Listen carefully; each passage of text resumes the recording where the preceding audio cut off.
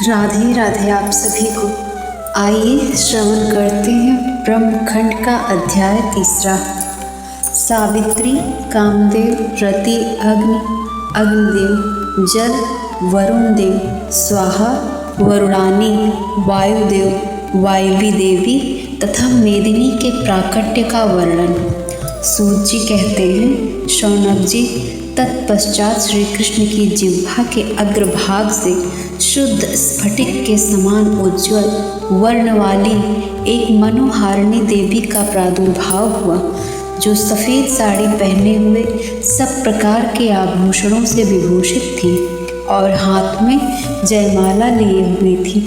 उन्हें सावित्री कहा गया है। साध्वी सावित्री ने सामने खड़ी हो हाथ जोड़ भक्ति भाव से मस्तक झुकाकर सनातन परब्रह्म श्री कृष्ण का स्तवन किया। सावित्री बोली, भगवान, आप सबके बीज आदि कारण हैं, सनातन ब्रह्म ज्योति हैं, परात्पर निर्विकार एवं निरंजन ब्रह्म हैं।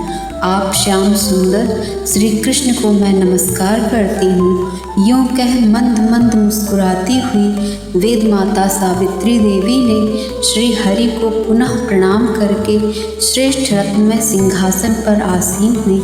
तत्पश्चात परमात्मा श्री कृष्ण के मानस से एक पुरुष प्रकट हुआ, जो तपाए हुए सुवर्ण समान कांतिमान था।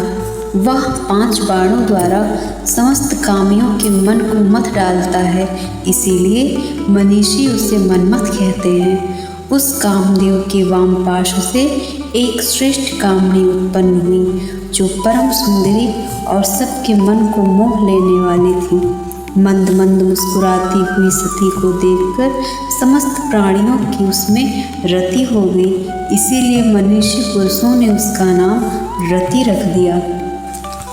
5 बाण और पुष्प में धनुष धारण करने वाले कामदेव श्री हरि के सामने खड़े हो उनकी स्तुति करके आज्ञा पाकर रति के साथ रमणीय रत्नमय सिंहासन पर बैठे। मारण, स्तंभन, जृंभन, शोषण और उन्मादन, ये कामदेव के 5 बाण हैं, उन्हीं को वे धारण करते हैं। तत्पश्चात परमेश्वर ने अग्नि की रचना की। अग्निदेव बड़ी बड़ी लपटें उठाते हुए करोड़ों तारों के समान विशाल रूप धारण करके प्रज्वलित होने लगे। उस अग्नि को बढ़ते देख श्री कृष्ण ने लीला पूर्वक जल की रचना की। वह अपने मुख से निश्वास वायु के साथ जल की एक एक बूंद गिराने लगे। मुख से निकले हुए उस बिंदु मात्र जल ने संपूर्ण विश्व को आप्लावित कर दिया। उसके किंचित मात्र कण ने उस प्रज्वलित अग्नि को शांत कर दिया। तभी से जल के द्वारा अग्नि बुझने लगी। तत्पश्चात वहाँ एक पुरुष प्रकट हुआ, जो उस अग्नि के अधिदेवता थे।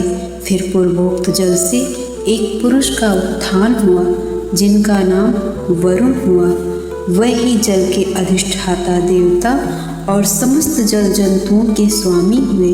इसके बाद उस अग्निदेव के वाम पार्श्व से एक कन्या का आविर्भाव हुआ, जिसका नाम स्वाहा था। मनीषी पुरुष उसे अग्नि की पत्नी कहते। जलेश्वर वरुण के वाम पार्श्व से भी एक कन्या प्रकट हुई, जो वरुणानी के नाम से विख्यात थी। वही वरुण की सती साध्वी प्रिया हुई। भगवान श्री कृष्ण निःश्वास वायु से श्रीमान पवन का प्रादुर्भाव हुआ, जो समस्त देहधारियों के प्राण हैं। श्वास प्रश्वास के रूप में उन्हीं की कला प्रकट हुई है। वायुदेव के वाम पार्श्व से भी एक कन्या प्रकट हुई, जो वायु पत्नी वायवी देवी कही गई है। श्री कृष्ण का एक अंश जल में गिरा। वह 1000 वर्ष बाद एक अंडे के रूप में प्रकट हुआ। उसी से महान विराट पुरुष की उत्पत्ति हुई, जो संपूर्ण विश्व के आधार हैं। उन विराट पुरुष के एक एक रोमकूप में एक एक ब्रह्मांड स्थित है। वह स्थूल से भी स्थूलतम है। उनसे बड़ा दूसरा कोई नहीं है। वह परमात्मा श्री कृष्ण के 16वें अंश हैं। उन्हीं को महाविष्णु जानना चाहिए। वही सबके सनातन आधार हैं। जैसे जल में कमल का पत्ता रहता है, उसी प्रकार महारणों के जल में शयन करते हैं। उनके शयन करते समय कानों के मल से 2 दैत्य प्रकट हुए। वे दोनों जल से निकलकर ब्रह्मा जी को मार डालने के लिए उद्यत हुए। तब भगवान नारायण ने उन दोनों को अपने जघन देश में सुलाकर चक्र से काट डाला। उन दोनों के संपूर्ण मेद से ये सारी पृथ्वी निर्मित हुई, जिससे इसका नाम मेदिनी हुआ। उसी पर संपूर्ण विश्व स्थित है। उसकी अधिष्ठात्री देवी वसुंधरा है।